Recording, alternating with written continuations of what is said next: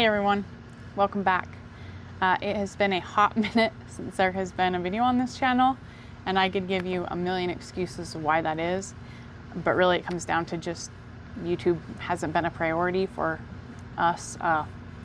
Lots changed at work and life and blah blah blah, and we just haven't prioritized creating videos. One of the main reasons why we wanted to create videos in the first place was to document all the changes we were planning on making around this homestead. Most of those changes haven't even happened yet, due to time or money, what have you. Hopefully that's changing. We have a lot in the works coming up, and so I'm going to try again. We're going to try to document stuff so we can watch things unfold. Right now, the only thing we have going on is the garden, and it is a disaster. I'll get into it with you guys, but the garden, you know, every year I feel like my garden is a complete failure, but then it ends up working out. So I'm just going to trust the process. I'm going to get some tomatoes. I'm going to get some grapes. I've gotten a lot of peas, so it's not a failure. I just have to let some stuff go, and you'll see what I mean when we get into the garden. But first, we have to go clean out the chickens' water, get eggs, because I have been slacking. I think it's been like 3 days since I got eggs. So let's get into that, and then we will see what else we can get into. Waking slow in the morning light, no hurry. Sipping coffee by the window, listening to the birds all sing. Life unfolds in simple ways in the quiet of these days.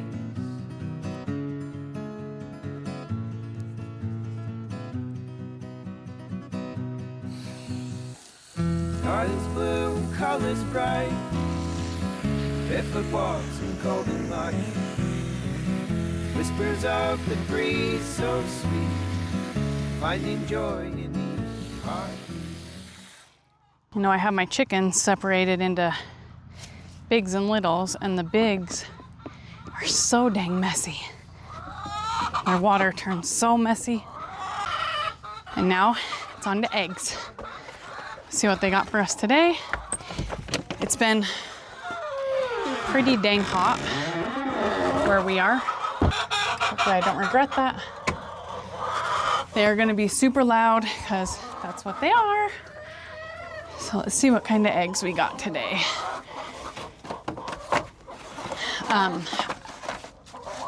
Let me know where you are if you guys get extreme heat. If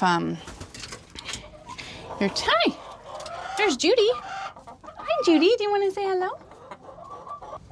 I've never had chickens stop laying in the summertime, but we have been so hot, so fast, like consistently hot, that I don't know if they're kind of slowing down because of the heat. So let me know where you guys are, if that's really a thing. So these guys, this is like 3 days of eggs. And I know back here you can see some shells. I know they've been eating some of them, which is unfortunate, but yeah, this is only like 3 days, and we were getting about a dozen a day. So something is very different, and I don't know if it's just the heat or if they're eating more than I think they're eating. Which is, I mean, I don't care. Todd and I, it's just Todd and I, so I mean, this is plenty more eggs than we even need, but it's just crazy how we are getting a dozen eggs a day and now nothing. So let's head on over to the little side. I'm gonna leave this full egg carton there, and then so I don't have to hold you guys and hold the eggs and hold everything. Watch out, chickies.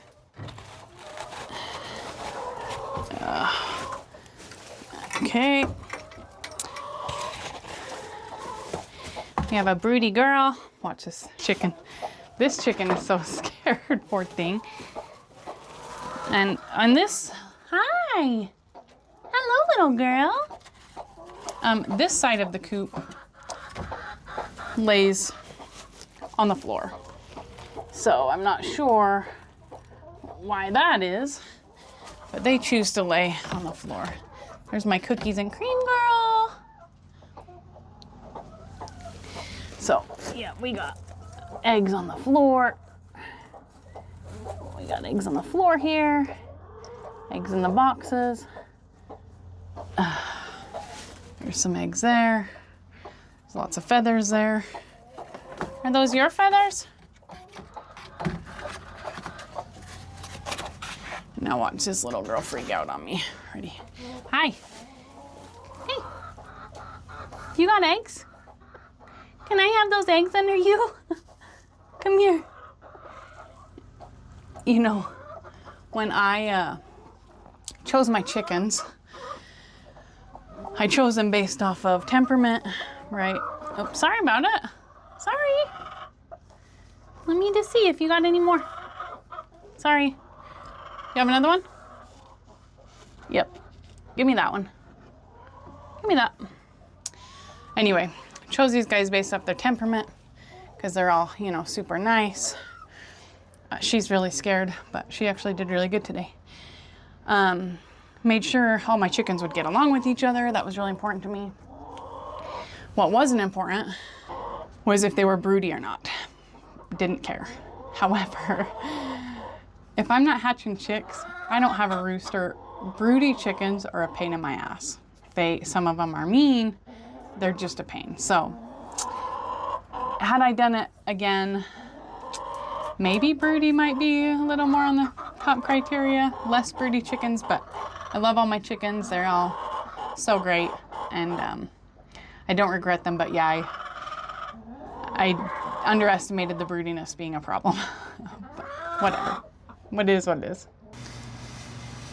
So before I show you my garden, and it's embarrassing, so I don't want to hear about it.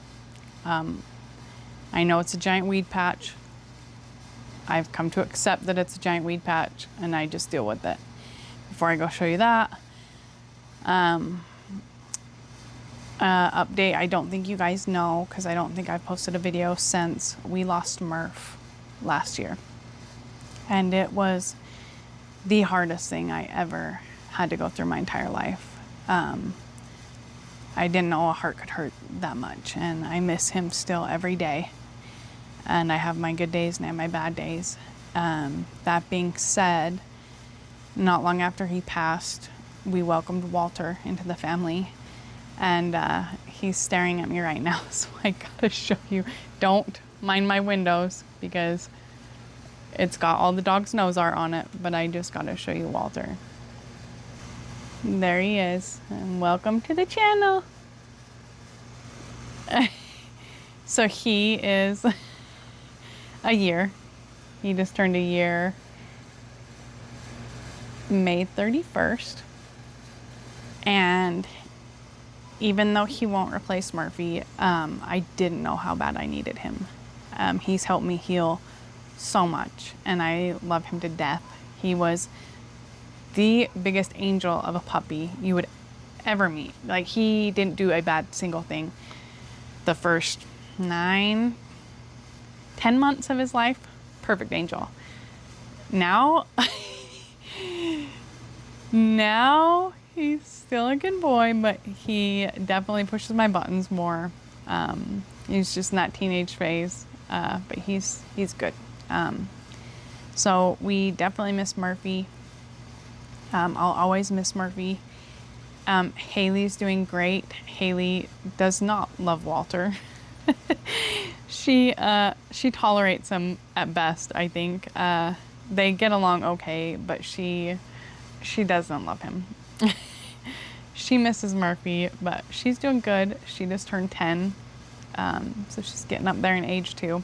Old lady. She's an honorary old lady, as we say. And then we also have our cat Thalia. She's still around. She's like 11, we think. Todd picked her up as a stray, so we don't really know exactly how old she is, but we guess she's around 11, and she's doing awesome too. But that, I just had to let you guys know because I'm sure you'll see Walter in videos and you won't see Murph anymore, and I just had to let you know why. But now I will show you my embarrassing non-Instagram garden. Okay? Okay. All right, so here it is, the grass patch. Like, are we growing grass in this garden or are we growing crops? We are growing crops. Like right here, I'll even show you. Right here is a watermelon plant. If you can see in all these weeds, there is definitely watermelon under here.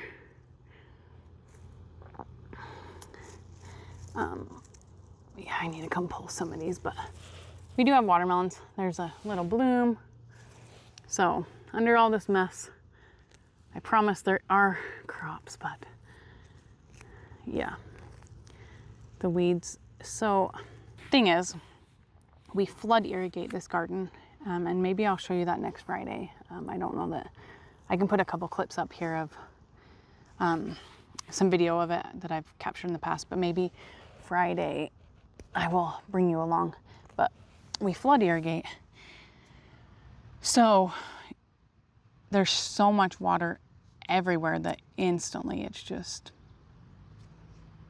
a weed fest. And I don't know how to stop it, right? Like, I just don't know how to stop it because we don't really want to spray, which we have. I mean, we've had to spray, but we want to keep spraying to a minimum and all that, but I just don't know what to do with the weeds. It's just like, it's such a big area. So on this row, we have pumpkins.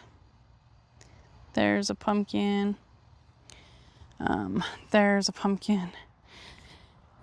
Todd did spray this part pretty good. You can see that there's not a lot of weeds around here. Todd did spray that. Let's see, we got a couple flowers on this guy. It looks like a healthy pumpkin. And then back here, you guys, I learned a lot of lessons with this garden this year. First lesson I need to do better about timing on my starts. So these tomato plants are doing great. Everything had a rough start. Anyway, so I need to get better on timing stuff. My peppers I planted super early. My sunflowers I planted super early. Hold on, I gotta get out of the sun for a minute and talk to you guys. Let's come over here for a minute. Okay. Started peppers early, which is good. Sorry, I got bees or bugs or whatever the hell I got going on here. I think I was okay on my peppers. I just needed to, I topped some of them, but I just needed to pick the first fruits off of a lot of them because I didn't. I was like, oh, I got peppers, and I let them go, and I should have picked those first fruits off so that peppers could grow up. My sunflowers, last year I had the most gorgeous sunflowers, and if I have a photo of them, I'll put it right here somewhere. I'll give you a photo of them. I was super excited about planting more sunflowers. However, I didn't like that they bloomed so late. So I went ahead and started them very early, and they flowered. And again, I don't know with sunflowers, if you top the flower, if they'll keep growing, you know, like a pepper. If you pick the fruit of a pepper, it'll still grow. I don't know about like sunflowers, if that's the same. So I didn't. And all my sunflowers now, like, they're stunted. They flowered and now they're done, right? They did their thing. Where last year, for whatever reason, my flower grew and grew and grew and grew and grew before it produced a flower head. and it was stunning. So next year, I'm not starting sunflowers that early. My tomatoes, I also started a little prematurely, I think. They're doing great now, but they were huge in my office. Like, my office acts as my greenhouse in the spring, and they were just leggy. They were giant. They were growing through my, I have racks, grow racks. They were growing through the racks up. It was a disaster. So I did that wrong also. So a couple things.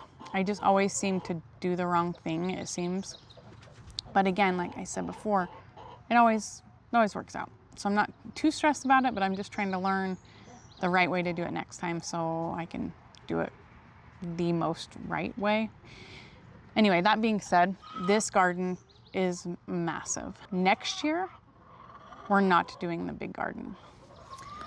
So let's take you over and show you a couple tomatoes, and I'll tell you what we're doing next year. Oh, first, look at these. Ooh, look at these apples. Tons of apples. Not on this tree. There's quite a few on that tree, but look at this apple tree. This tiny apple tree has like a zillion fruits on it. And this apple tree is giant, and it has a zillion fruits on it. So apples are doing great. At least I'll have some apples. So next year,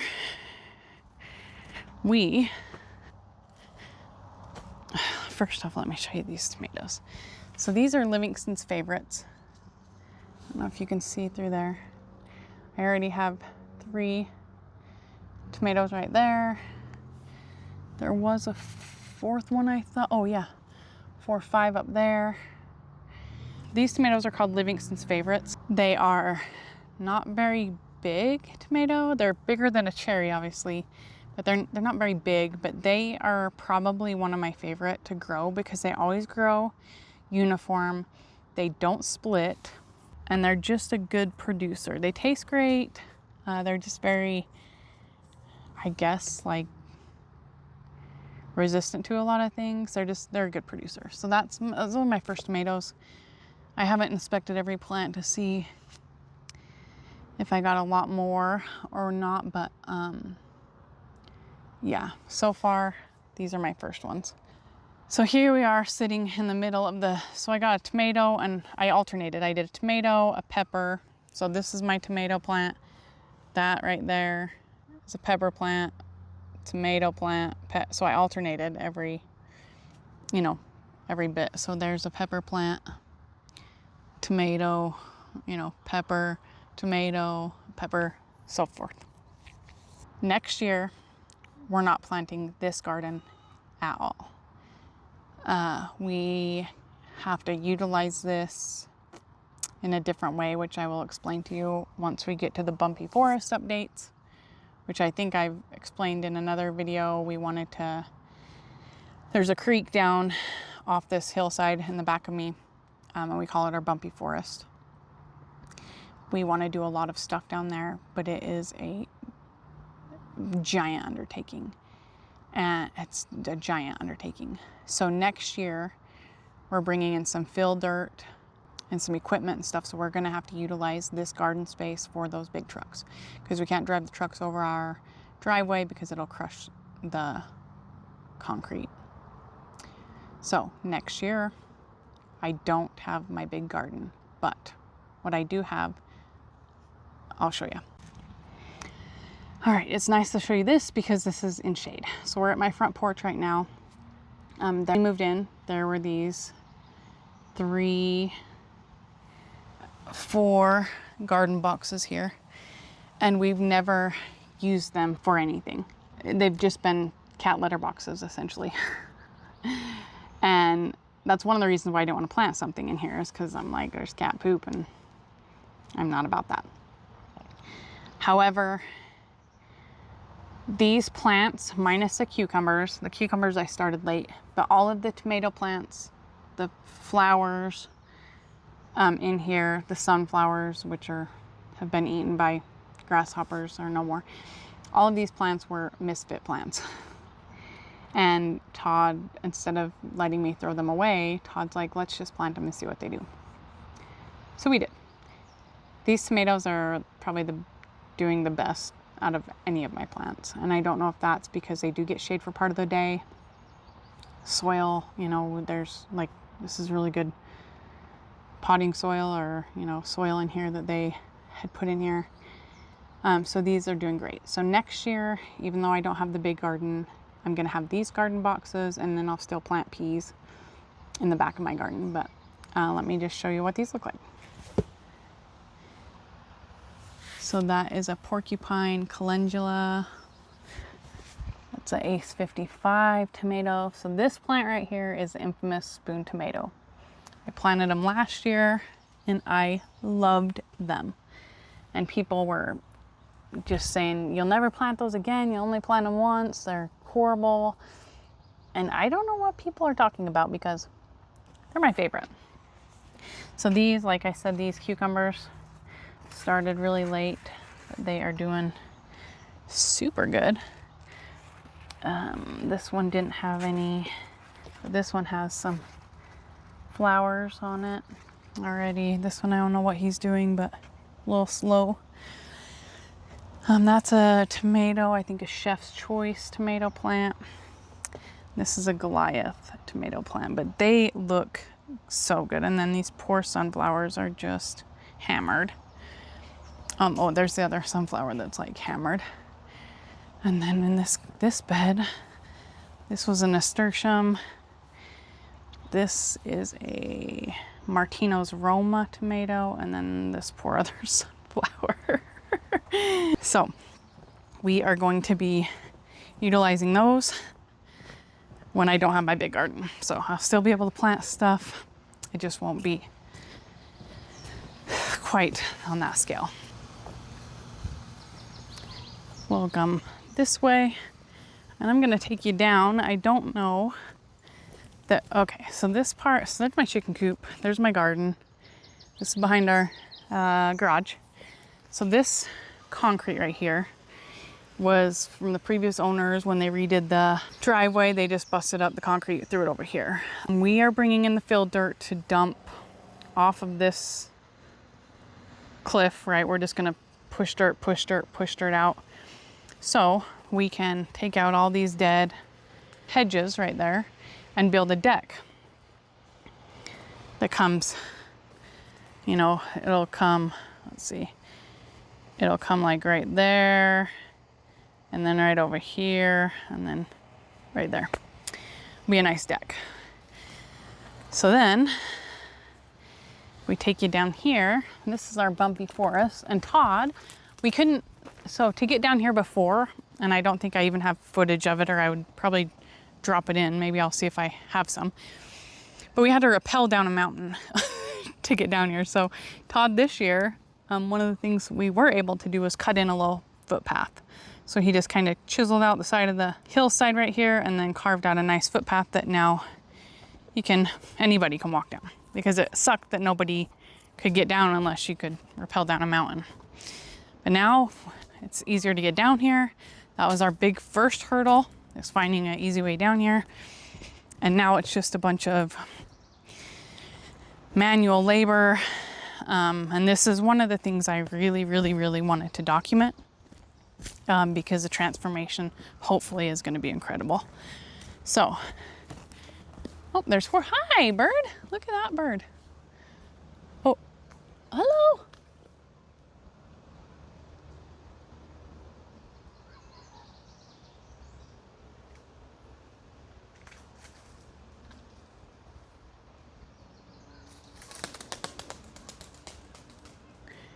Whoa. Okay. So there was some kind of hawk, I think, down. That was cool. Anyway, this still looks like a disaster. However, we've done already so much to this. So if you look over there, right, all those sticks we have piled up. That's the edge of our property line. So we've piled up all those sticks from this area. We had a beaver, what, last year or the year before? We had a beaver that dammed our creek right here. And all of these sticks pretty much, and all of those sticks were the beaver dam that we had to shovel out of the water. So anyway, this is a work in progress. We just need hopefully to get a skid steer down here to help kind of make easy work of this stuff. Where that pallet is, we have some telephone poles coming. There's the neighbor's horses. They're down here quite a bit. Anyway, we're going to do telephone poles across here, make a bridge so we can get to the other side. We're gonna rip that fort down. Sorry, kids that used to live here. It's really neat, but we don't need a fort. And then we can clean up this whole, so our property goes back to about where those horses are. There's a fence that goes that way. So it goes back in like a L that way. And then again over here, we go up here. See all this, like all of this is just like disastrous. It's just a lot of growth, deadfall, like that needs to be taken out, and it is just a lot of work. All this was like a bridge that the boys that lived here had made, or something. And this little grass patch used to look like that. So we went ahead and we cleared all the sticks out. We raked everything as good as we could down to kind of the dirt. And then Todd planted grass, and we were just kind of hoping it would grow. And luckily it did. So now we have this beautiful grass area that comes right to the edge of the water. It's our little creek. It's beautiful down here. We have brought our chairs down here a couple times and sat down here, you know, and just listen to the water run. Problem is when we irrigate, look like, oh, I don't know if you can see, like all of this is standing water. When we irrigate, our irrigation comes from clear up there, like right up here, and it funnels down like down here and then to this grass. So we need to come up with a solution. Oh, this is so mucky. It is squishy, squishy, squishy. It's killing the grass that we just put in. But yeah, so if you look, all this is super mud. So we need to somehow maybe trench a little ditch for it to follow. Maybe going like along where the mower is, you know, just trench a little something that could follow there, and trench something that could flow here. And maybe it would keep our grass a little bit drier. But it comes from up there and down. And I would like to get some like maybe flat flagstone or something up there and kind of like make a waterfall down there essentially. That's a lot of work. It's a lot of money. So that's not the close game. Maybe the long-term game might be that, but we gotta find a quick fix in the meantime because it's so wet down here. But yeah, so this is, oh, let me show you over there. So there's that fort. And so if you go, there's the neighbor's horses. So if you go along that fence right there, that's all our property along that fence until about, there's a giant tree clear over there. Until about that tree is our property. So we have huge plans to just get this cleaned up. We're hoping we will be able to bring in a dump trailer across that creek and be able to load stuff in the dump trailer, take it out, and sorry, excuse me, and make quick work of cleaning this up, because that's honestly, money isn't so much an issue down here. It's just the labor. It's just the manual labor that has to be done. So if we can bring a couple pieces of machinery here to make it better, we're all for that. So we would like to I would like to have a little fire pit somewhere down here.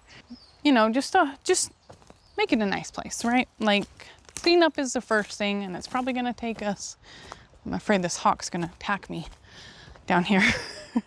She's flying above my head.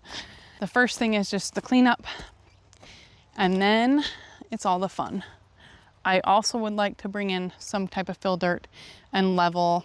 So you can't see so much in camera, but these, it's not really level here, right? These are like sink areas. This is a hill clear down there. So I would like to make it a tiny bit flatter. Obviously it doesn't have to be super flat, but if we can level out some of that, that would be great too. So clean up down here, maybe a fire pit, and we don't know what else. I would love to have a hammock down here somewhere. That's all super future plans. The main objective for us is just kind of to clean it up so we can see what we're working with and get the bridge built. The bridge will happen this year. If nothing else, we're gonna get the bridge built. This hawk is like right above my head and I'm a little worried. I don't know if she has a nest around here or what, but a little concerned she might try to attack me or something. Okay, let's go back up. I'll meet you at the top.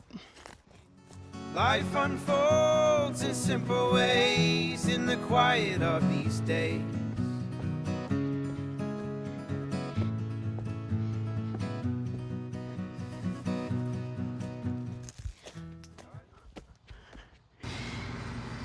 Okay, so